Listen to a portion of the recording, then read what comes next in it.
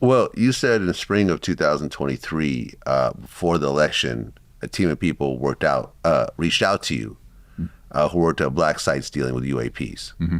And they were going to come forward with a bunch of evidence That's around what we were talking about earlier, yes. Yeah, but only a few seconds ended up being released.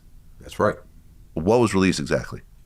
Well, you saw the Jake Barber, the egg. Aha, so that was part of that same thing. Because Jake Barber was part of that, right? Part of that, yeah. Mm-hmm. Aha. Okay. But there's a great deal more. What I said earlier, if you remember my comment on that, was that the plan was those folks were not going to be known publicly, and that it would just be an enormous amount of evidence and materials and video and stuff of these sort of operations that would get released. And we actually built a blockchain system to do it. We still have it. But then it was decided that would be too catastrophic and that there weren't preparations adequate in either Congress or the White House to deal with it, and that to kind of delay that. Okay. So that's what I was referring to earlier. Yeah. Right. Well, it's not just him. There's a whole group of folks. Yeah. Well, you had mentioned Michael Herrera before in this talk.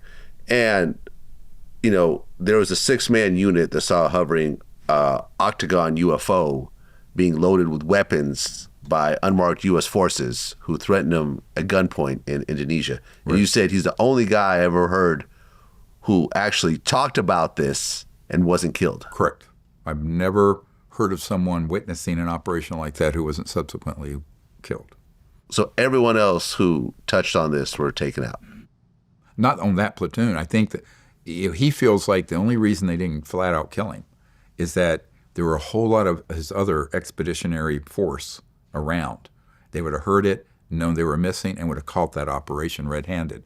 So I think they did a risk-benefit analysis, decided, let's let these boys live, right? But then when they went back on the ship, their Marine ship hooked up later, I forget what port, it's in his testimony, and like some guys came on and threatened them, took their phones, took everything, and basically made them sign non-disclosure agreements.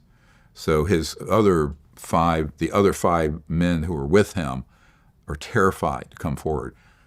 Herrera's a very courageous guy, honestly. But he didn't know what was in that crate until Jake Barber was at the conference that I did in 2023 at the National Press Club and the weekend before at the Marriott.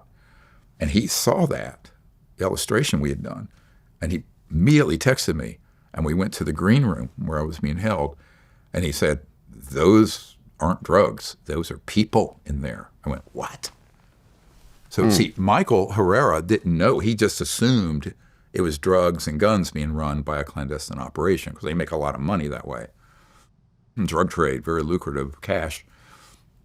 No, these were people who were going to be used in P3, psionic training and experimentations.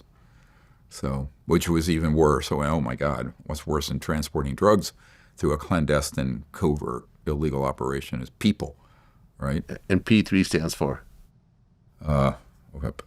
Psionic potential, sorry, I'm blocking on the third. But it's basically telepathic. Okay. Capability.